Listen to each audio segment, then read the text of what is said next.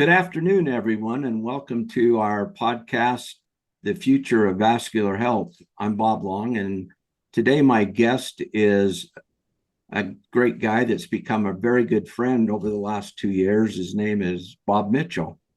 And so Bob has a very extensive background going back 35 years in the vascular health space. And he's been involved in several companies and was involved with several innovative procedures that have evolved over the last 30 years. And so I thought it'd be really helpful today to invite Bob on the call because he has a very wide perspective of how the whole vascular health arena has evolved. And he also has a really important vision. Now he sees where we're at with the Glycocalyx Research Institute about how that fits into this whole vascular health picture. So with that, Bob, what I'd really like you to do is just take a few minutes and introduce yourself, if you don't mind, to our audience and share your background. And then I know you recently, this summer, gave a presentation, and I'd asked you to share some slides about that because I found it really fascinating to see your perspective looking at the whole gamut of where we've been and where we're going. So that's what I'd like to cover today with you. Great. Well, Bob, thank you for that introduction, and thank you for this opportunity. Good afternoon, everyone. It's an honor to be here and to share some of my thoughts. I think Bob asked me to give a little bit of my background, and I'll share some of my details around that, as well as he mentioned a presentation, a keynote speech that I recently gave in Hawaii. I'll share some slides that hopefully will kind of capitalize some of my thoughts and philosophies on the evolution of vascular medicine. So as Bob mentioned, it's been over 3 decades, almost 4 decades, that I've been involved in the study and understanding of vascular disease. And through my career, I've spent time with some of the world's largest medical device companies to approach vascular disease from how can we help patients from a device-oriented perspective. I was able to spend time with some of the key thought leaders in vascular anatomy and vascular therapies and how we're going to treat patients. In addition, through the years, I've traveled the world. It's interesting because as I traveled the world, I saw how medicine has been practiced not only in the United States, but in Europe and throughout Asia. And was very fortunate to have rubbed shoulders with some of the early pioneers in vascular interventions and introduced some technologies to Asia Pacific in general. And it's fascinating. Fast forward the world 3 decades later, and you can see that a lot of the people in Japan and Asia and China are kind of leading the world now in vascular intervention, where 30 years ago we were just introducing it to them. So it's been a fascinating career that's been laden with a lot of lessons learned, and as I'll share a little bit about after I go through some of the slides that Bob asked me to share. In fact, let me share my screen here, if I may. As Bob mentioned, these are some just a section of the slides that I gave in a recent presentation and a keynote speech in Hawaii. It was called the Vascular Interventional and Vascular Society of North America. It's the oldest vascular meeting known. It's called the Western Angio Society. And so I was able to share this perspective on my world and my perspective on the evolution of healthcare as well as the evolution of vascular medicine. And I think starting out with this quote from Archimedes is wonderful because they always say the shortest distance between 2 points is a straight line. But my experience in vascular medicine and innovation in medicine has followed completely the opposite based on where the industry takes us. Now, as I look at this curve, I found it fascinating because it reminded me of a curve that I've studied throughout my career. It's called the Harvard hype curve, and this is reflective of what the Harvard hype curve tells us over a series of 5 different components of development. this is what a medical device company can expect to experience as over time you experience a lot of hype as it's shown here, but in reality, over time, you find that there's this downturn. And when I was part of an early innovation company that was investing in companies, we found a really unique opportunity how to forecast this crossroads. Because it's at this crossroads is where you find either a company will continue on a more normal trajectory, as you see here, or it will flatline or it will tank. And so we got really good at predicting this part of the hype curve. Now, as I was part of innovation, it was fascinating for me back 35 years ago that all, if not most of the innovation, if not all of it, came from the United States. And over time, as regulations kind of changed, a lot of that innovation shifted to Europe. And regulations were easier. And so we started doing a lot of our early clinical work in Europe. And then as Europe started restricting some of their pathways, we focused our attentions, for example, on Ireland. And Ireland opened up some free opportunities for medical device companies from a tax perspective, how to innovate. And so it changed the face of Ireland. And as Ireland got more restricted, we shifted our attention to countries like New Zealand, and New Zealand was a great opportunity to do first in human experiences, and where they positioned this as their population had access to early innovation. And then even countries like Poland, I met with the Prime Minister of Poland a few years ago, who wanted to be part of this wave of innovation. And so it's fascinating as I see how innovation has shifted geographically over time. Now, I love this quote from Thomas Edison because he says, I haven't failed, I found 10,000 ways that don't work. And as I think about my career, people always focus kind of on the highlights of what I've accomplished in my life, but they don't focus on those lessons learned. And so this is specific to vascular anatomy. As my career advanced, I was really early on in the treatment of aneurysms. This is reflected here on the left side. This is a typical aneurysm of the largest aorta. I mean, the largest vessel in the body known as an aorta. And what I did in my career is I helped to innovate devices that would restore flow and to make sure that these aortas like this didn't rupture. And so, as I mentioned, I was from the mid 80s, I was involved with this, with some of the early pioneers and some of the companies that were trying to innovate around how to treat vascular malfunctions and what's going to happen in our anatomy. Now, over time, you can see that this is almost a continuation of the same theme that people would use a stent and they would cover it with a fabric. And some large companies, as is represented here, got involved in this industry really early on. And as they got involved, they found out that it was very difficult. The path forward was very difficult because data was being published that was showing that perhaps open surgery is a better alternative to versus this is called EVAR, it's endovascular aneurysm repair.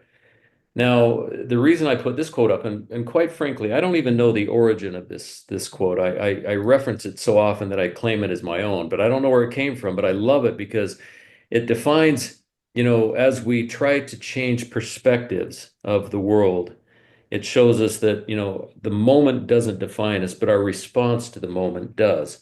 So, for example, people position EVAR as a black eye, and we should just walk away from it. But I viewed it more as an opportunity to grow, kind of a new beginning to grow from. And so, as I think about the evolution of vascular medicine, this is the slide that really captures how I think about it as lessons learned.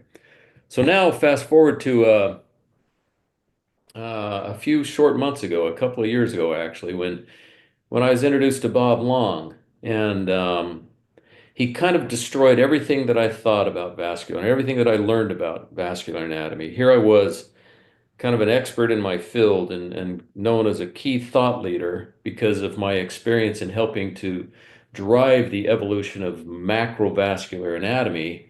Suddenly there was this guy in Lehi, Utah, who told me that everything that I'm thinking about, I'm focusing on less than 1% of the vascular anatomy. I'm not focusing on the microvascular system.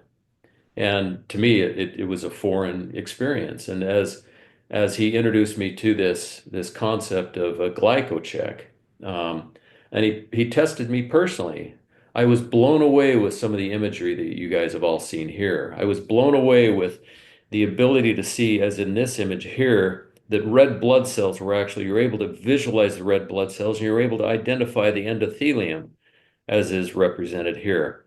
But I remember when Bob and I were sitting down and he said, you know, what do you notice? Or it was Hans, one of the two, that said, what do you notice different about this image? If you know that, for example, the red blood cells are larger than the diameter of this capillary vessel, what do you notice differently? I said, well, it's fascinating that it's not touching, you know, the endothelium. And they said, why do you think that is? And me being the expert in the field, I said, well, it's because the cells are formed in a cellular configuration, and hemodynamics will force the cell through the blood vessel. So it's just hemodynamics. And they said, Bob, it's different than that. There's something called the glycocalyx. And they kind of asked me, it was kind of a humbling experience because they asked me if I knew anything about the glycocalyx. And here I am, a seasoned veteran in the field of vascular anatomy, and I'd never heard of a glycocalyx, never heard of it. And when I had my first image through the Glycocheck, it was much like this. And it was kind of an awkward moment, quite frankly, when I got my score back from Bob and Hans, because I didn't score very well, quite frankly, where the world had viewed me as kind of a healthy subject. I live healthy. I don't drink. I don't smoke. I try to eat healthily, and I exercise regularly. And my microvascular system was telling me something otherwise.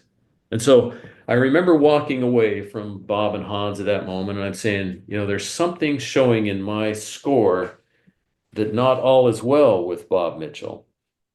And so I went to my trusted colleagues. I went to them and I asked, you know, can you run a series of tests to find out if this is reflective of my overall health? And they looked at me kind of cross-eyed and they said, Bob, we don't know a healthier person, you know, in your age group. So I don't think what you're discovering here with this Glycocheck has any bearing on your overall health. And so they ran me through a series of stress tests and including even the infusion of radioisotopes, and nothing showed that something was wrong with me. And so it wasn't until I kind of forced my cardiologist to say, I said, you know, I don't want to have an angiogram, but I'd sure like to know if there's any other tests to show that there's something wrong with my vascular anatomy. And sure enough, after a calcium score, he showed that I had, you know, my vascular anatomy was not as healthy as I anticipated. So over time, you know, this got me very interested in what the research that Bob and Hans were doing, not only on the diagnostic part on it, but also the therapeutic side of this. And so they put me on a regimen from a therapeutic perspective. I started taking these pills, a number of them. And at the conclusion of that, most recently, as Hans was measuring me, my vascular anatomy looked more like this, showing effectiveness from where I was to where I am. And so I was blown away with this. And I told Bob at this point, I thought, you know what, this is something, even though I've kind of retired from operating companies, this is something that I would love to get more actively engaged in. And so he invited me to participate alongside him and Hans. And it's an honor to kind of collectively understand the impact that a product like this, from a diagnostic and a therapeutic perspective, what it can have to patients worldwide. So with that, Bob, I think that kind of brings me full circle to why we are here today and why you and I become such close friends, is because you, above anyone else in the world, have shown me that I needed some help. And now it's my goal and objective to try to help others. Well, great, Bob. Thanks for sharing your background. It's really interesting as you showed that, I guess, trajectory and curve of how companies go. And it really made me think as as an entrepreneur and I guess an innovator, you know, you really got to have thick skin and you really got to have a strong belief system in what you're doing, because, you know, there's all kinds of twists and turns where, just like Thomas Edison, you're talking about the light, 10,000 ways to fail. Well, I've been on that journey with Hans now for almost 15 years, and I've experienced that to a certain degree. And so it really does take, I guess, a conviction And so I was really excited when I met you for a couple of reasons. First of all, I was interested to see how somebody with your background, number one, how they would react to what we were doing. And the thing that I've always been pleasantly surprised with as we go out and meet with people, as we go through all the stuff that we've done, show people our studies, and then most importantly, the Glycocheck really speaks for itself. When we measure somebody and they see the results, and then we show them potentially what could happen if we put them on a regimen of how we could, I guess, reverse that and I guess restore your body's function back to it. I always say it's kind of like anti-aging it's the true anti-aging from the inside out. So what we're really doing is we're giving your body the nutrients that it needs to be able to restore itself back to a point that it was when you were younger in life. And that's really exciting for us because we've got both the diagnostic tool, so we can measure somebody, we can get a baseline score. And then when I met Hans, the big question, and the reason he embraced me and we became partners from the day we met. Thanks for listening to The Future of Vascular Health. Healthy vessels, healthy future. If you're ready to take charge of your health, it's time to check out ReVAsca. This powerful supplement is designed to protect your glycocalyx, the microscopic layer that keeps your blood vessels healthy and strong. ReVAsca can help support your heart health, improve circulation, and even reduce high blood pressure. It's also great for boosting brain function, keeping your kidneys healthy, and preventing vascular complications before they start. Think of it as a way to keep your body running smoothly so you can live longer, feel sharper, and stay active. Don't wait. Take the first step toward better health today. Visit glycocalyx.com to learn more about ReVAsca and how it can help you protect your future.